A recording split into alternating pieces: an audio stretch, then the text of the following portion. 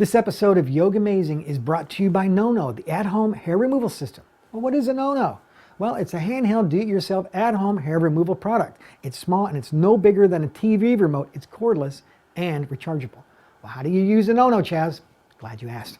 It's easy, and you hold it over the area and you guide it in the areas you want the hair removed. It's painless, convenient, and safe. And NoNo is for both men and women and can be used anywhere, including arms, face, legs, bikini line, chest back, and even this area on the back of your neck. The NoNo hair removal system gives you no hair with no pain. NoNo delivers a gentle pulse of heat over the skin, crystallizes, and removes that hair for hair removal that lasts for weeks. So to find out more about NoNo and how to get it pain-free, go to nonochaz.com. After class.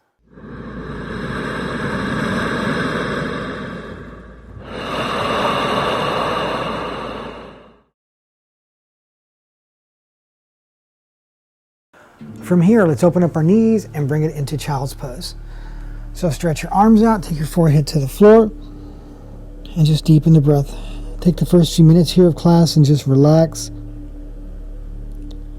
Quiet the mind, deepen the breath. Remember, as we go through the class, we do what's called Ajay Breathing. That's where we inhale deeply through the nose, hold the throat, expand the chest and lungs. Just breathe. Keep your breath deep and fluid. Constant, as I always say, like a waterfall, never changing, same rhythm, same pace.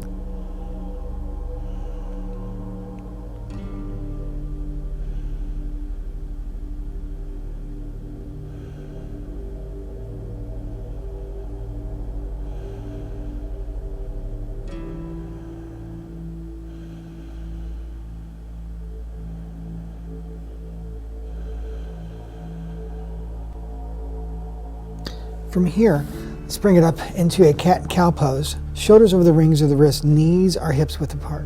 So from here, we're going to inhale, look up, shoulder blades down, spread the sits bones. And as you exhale, round, tuck, and squeeze. Inhale, looking up. And exhale, round, tuck, and squeeze. Inhale, looking up. Exhale, round, tuck, and squeeze. Inhale, looking up. Exhale, round, tuck, and squeeze. Looking up. And rounding the back. Squeeze the abs. Set your own pace. Just breathe and move slowly now. Follow the breath. Flow with the breath.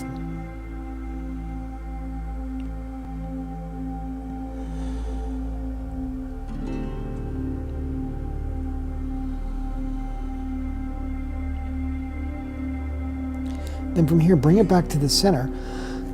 Form the table, and we're going to bring up the right arm and the left leg. Make sure that the neck is long, neutral with the spine, rotating the left hip, pointing the toes down, extending through the right arm. Deepen the breath.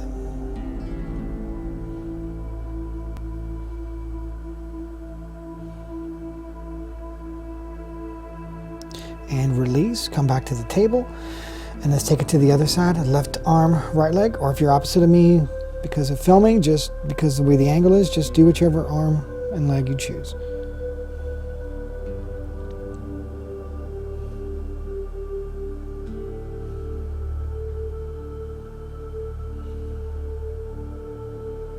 And then bring it back to the table and go to a child's pose.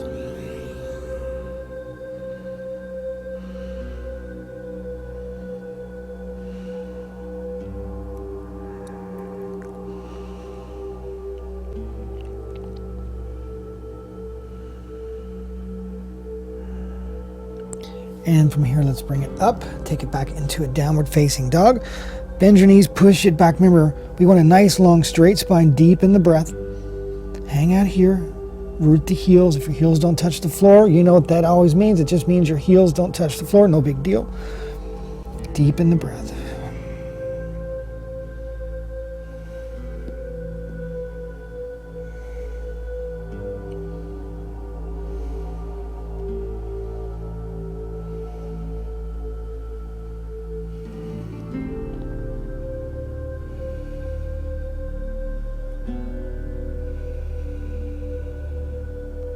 From here, let's bring the right foot forward into a lunge position. Okay, a couple of variations here. Nice deep lunge. Okay, sit right here. Fingertips to the floor, firming up. Don't let your knee bend, the back leg, firm it up. You want to work on your legs and your bottom. This is good for that as well as for your lumbar. And then we're going to bring it to our knee and hold. Stay here and breathe.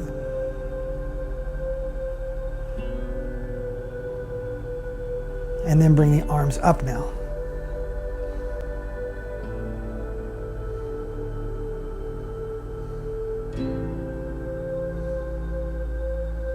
And fingertips to the floor, lunge.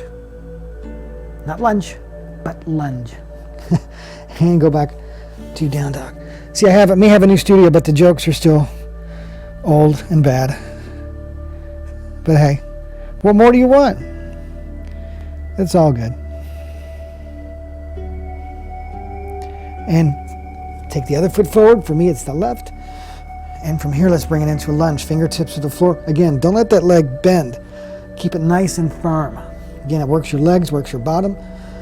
Deepen the breath.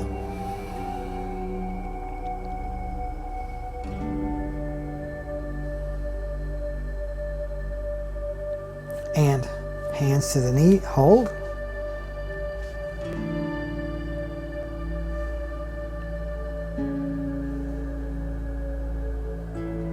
And arms up. Breathe.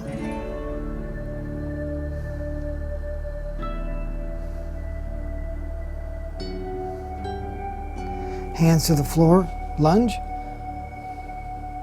down dog.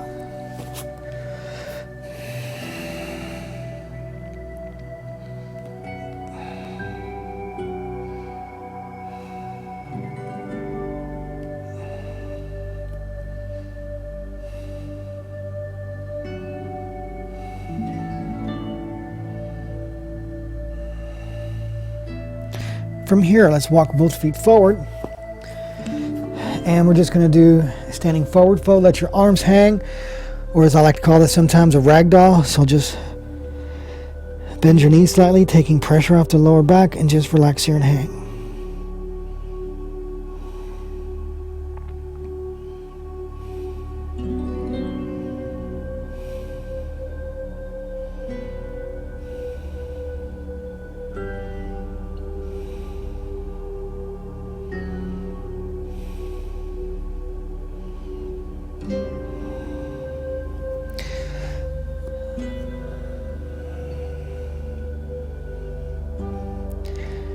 And then from here, we're going to bring it up, arms up, hands to the chest. Bring it into mountain Tadasana pose. Keep the hands to the chest. Close your eyes, take a few breaths here and breathe.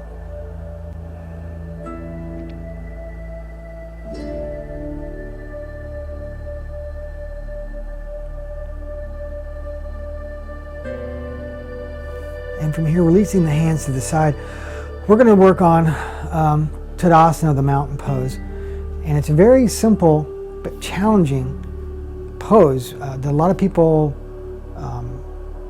don't think about too often. Think about what I'm doing right now. I'm standing the way I would typically stand. I'm leaning to my left, which is going to sort of put my body out of whack. So I mean, this is something that I wasn't planning on doing, but I just did it because out of habit. You know, I'm used to doing things like this or however. But through the mountain pose, it allows me to correct myself, get my body realigned, and it's going to help in so many ways, because if you slouch in your standing, it's going to affect you in so many ways. You know, if your shoulders are around it and you're slouching, look at what it's going to be doing here. Can you think about it? Where it's going to start hurting? You're going to start slouching and rounding. It's going to start hurting your back, lower back, and it's going to also start tightening up your hamstrings, and it's going to constrict you in your breathing. But if we roll the heart open, okay. Let's do this. Roll the heart. So let's roll our shoulders, roll our heart open. I'll turn a little bit sideways so you can see me. My fingertips are reaching for the floor. Now I want you to lift your toes, spread your toes, and root your toes, evenly distributing your weight so you're going down evenly into your mat and the floor, the earth, wherever you're standing, sand, wherever you can be. But make sure you're firmly grounded and evenly distributing your weight, not leaning to either side. That's an issue we don't want to do. We want to make sure that we're focused and rooting evenly. So hands to your side, rooting down through the feet, but lengthening. From the hips down, you root. From the hips up, we lengthen. So firm up your legs, draw the kneecaps up, draw your navel in as you tuck your tailbone under. Tuck that tailbone under. Square the chin up, gaze forward. Don't let your head or shoulders round and slouch. Bring your chin slightly back, roll the shoulder blades down, point the fingertips to the floor, gaze forward, deepen the breath. So your whole body's active. You're not just standing here. You're standing with complete awareness. So deepen your breath.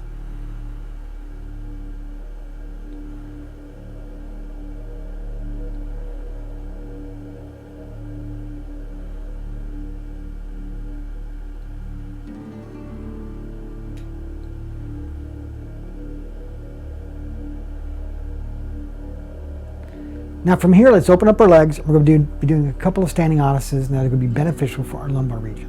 So the first pose we're going to do is triangle. So from here, let's open up our legs. My right foot is in a line with the back heel or with the cup of the foot, depending on where you are within your pose. Now when you're doing this, I don't want you just to go, okay, triangle pose, boom, go into autopilot mode and just crunch yourself into a pose. That's not what we want. We always want length and extension of the body.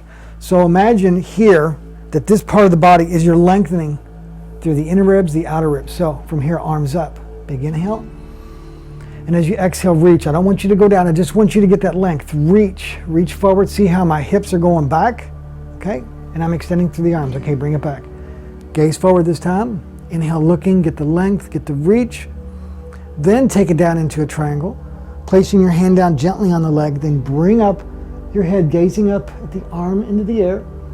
And remember, the arm that's in the air should be light. The arm on the leg should be light as well. Your whole body, it should not be just real rigid or hard. It should feel like you're floating in the asana. Spiral the thighs away from each other. Gaze up deep in the breath.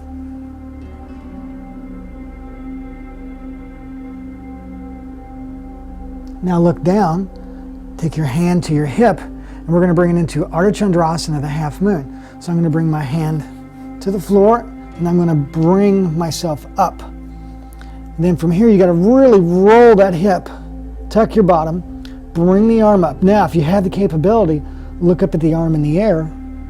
If not, look down at the floor. Lengthen through that leg.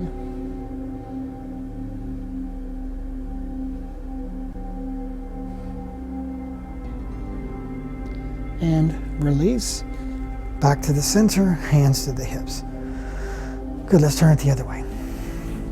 Same thing on the other side, triangle and half moon. So from here, we're going to do the same type of routine. So we're going to reach, big inhale, lengthen. Don't go down, get that length. So you're lengthening through here, bring it back. Okay, you got the idea? So big inhale, reach, get the length, hips go back, hand to the leg, only going down. It could be here, you could use a block, or you can take it to the floor. But a lot of times when people try to go deep, they start doing this stuff. Incorrect. Time out. Won't do that. Don't do that. It's bad for you. Not going to help your lumbar. Don't. Only go down as deep as you need to. Check your ego. Put it above your door. Ego, stay away. Okay? So remember, only go down as deep as you need to. You may not be as deep as I am. You may only be here. You may be here. You may be on the floor. But wherever you are, be where you should be for this class. No more, no less.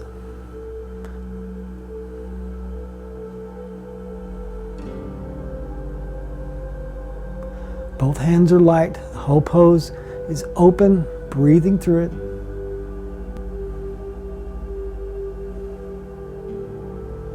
And then look down, hand to the hip, and you're going to put the hand to the floor, then you're going to pop it up.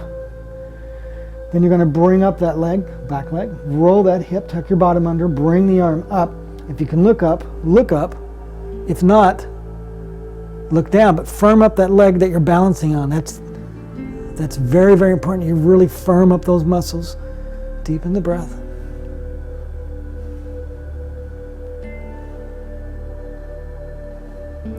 And release. Come back to the center. Whoops. And bring your feet together for the mountain Tadasana.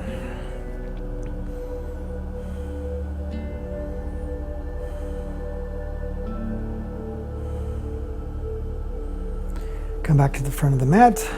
Good. Arms up, get a back bend. Take it down. Walk it back to down dog.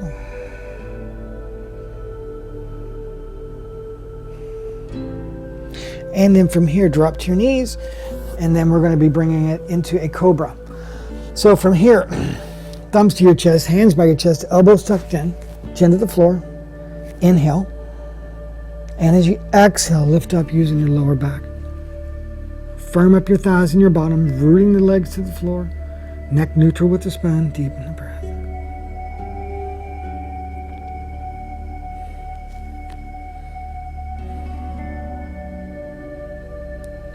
And release. Turn your head, palms up.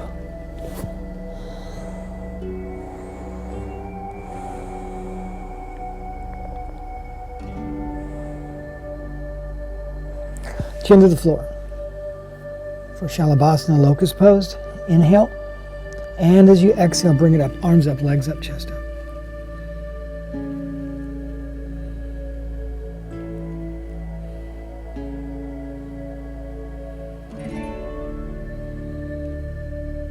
And release. Turn your head, palms up.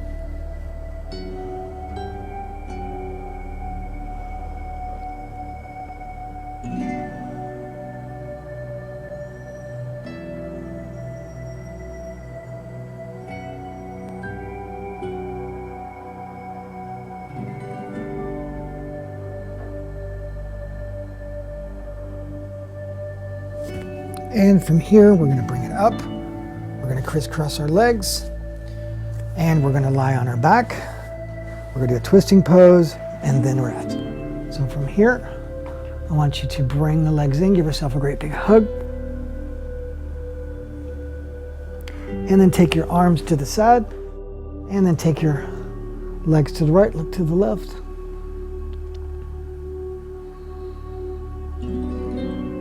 And rotate it left, legs to left, look to the right.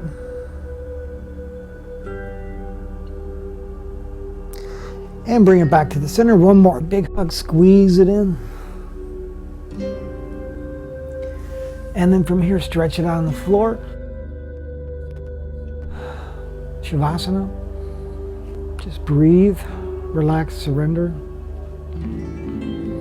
Allow these next few minutes to just be present with your breath, to allow the body and the mind to discover the beauty and the power that you've given your body through this class of yoga.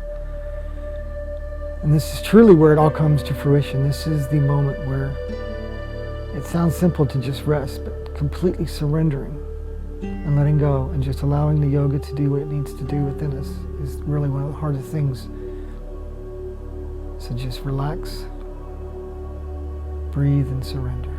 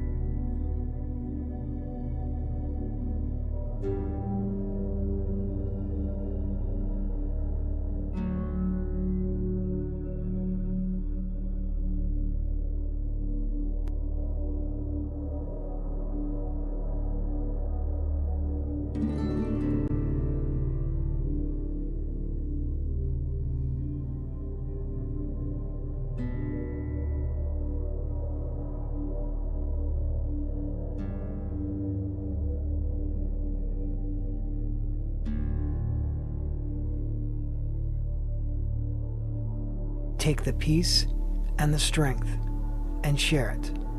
Namaste.